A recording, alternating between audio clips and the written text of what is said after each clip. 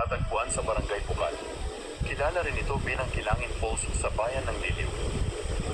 May entrance fee lamang ito na 30 pesos, environmental fee na 30 pesos din, at 300 pesos naman para sa tour guide minimum of 5 persons. Kung gusto nyo itong puntahan, ay magtungo muna kayo sa Barangay Hall ng Bukal para doon magbayad.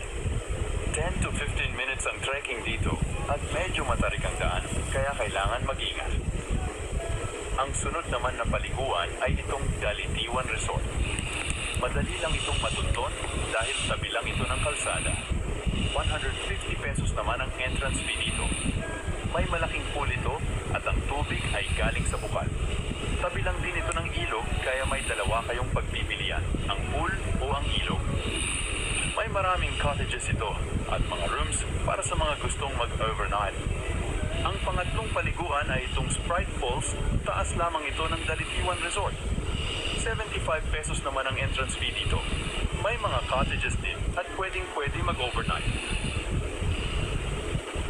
Ang pang-apat ay itong Taytay Falls na matatagpuan naman sa Barangay Taytay.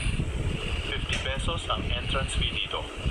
Ito ang pinakasikat sa apat, kaya maganda itong puntahan pag weekdays para hindi dagsa ang tao. Sobrang lamig at linaw ng tubig dito, kaya maganda pag may underwater camera ka. Kaya tara na sa Mahayhay, Laguna!